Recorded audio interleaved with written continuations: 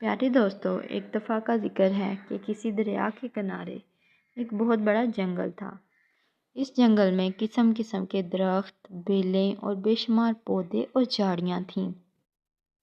جنگل میں ہر قسم کے جانور بھی رہتے تھے۔ ان میں چرندے بھی تھے اور درندے بھی، اڑنے والے یعنی پرندے بھی تھے اور رینگنے والے جانور بھی تھے۔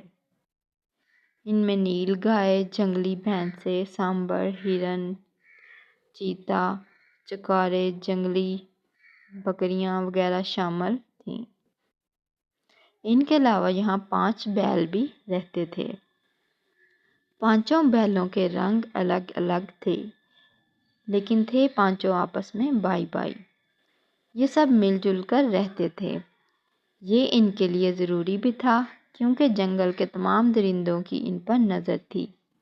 یہ جب بھی ان پر حملے کی نیت کرتے، پانچوں ڈٹ کر مقابلہ کرتے اور اپنے تیز نکیلے سینگوں سے انہیں مار بھگاتے۔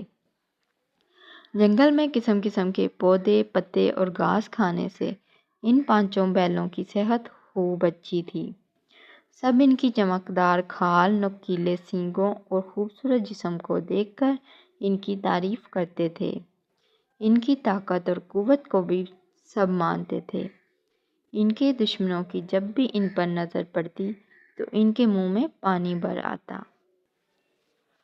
آخر ایک دن ان سب نے ایک میٹنگ کی اور ان بیلوں کو چٹ کرنے کی تجویزیں سوچنے لگے۔ سب نے یہ بات مان لی کہ جب تک ان میں اتحاد ہے، انہیں شکار نہیں کیا جا سکتا۔ اس میٹنگ میں لومڑی بھی شریک تھی۔ آپ جانتے ہی ہیں کہ لومڑی اور گیدڑ شیر کے چھوٹے شکار پر گزر کرتے ہیں۔ لومڑی بھی ان بیلوں کا گوشت کھانا چاہتی تھی۔ لومڑی نے شیر کی اجازت سے ان پانچوں بیلوں میں پھوٹ ڈالنے کی ٹھانی۔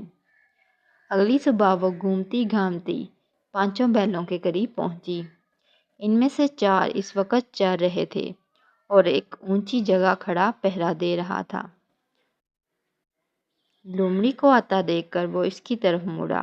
اسے دیکھ کر لومڑی زمین پر لوٹنے لگی اور بولی، اے جنگل کے بہادر، میں تمہاری دوست ہوں۔ مجھے غلط نہ سمجھو، میں اس سے پہلے کبھی تمہارے پاس نہیں آئی۔ اب تمہارے بھلے کی بات تمہیں بتانے آئی ہوں۔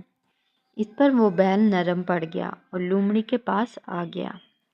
لومڑی نے اسے بتایا کہ کل پانی پیتے ہوئے سفید بیل لال بیل سے تمہاری سیاہ اور برے بیل کی شکایت کر رہا تھا کہ تم ان کے حصے کی گھاس کھا جاتے ہو۔ غرض لومڑی نے اپنی طرف سے خوب جھوٹی سچی باتیں کی۔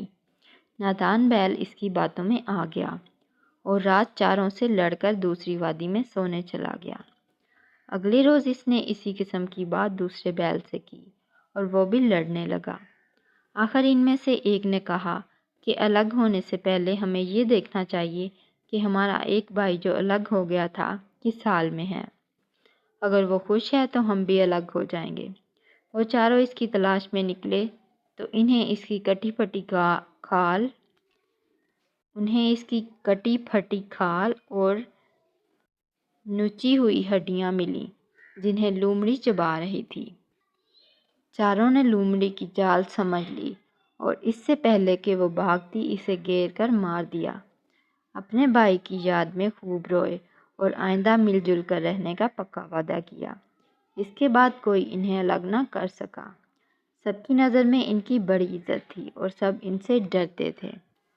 بس اپنے بھائی کی موت سے انہوں نے سبق حاصل کر لیا کہ اگر ہم مل جل کر رہیں گے تو ہم ہمیشہ خوش رہیں گے اور کوئی ہمیں نہیں مار سکتا، لیکن اگر ہم الگ ہو گئے تو ہمیں کوئی نہ کوئی مار دے گا۔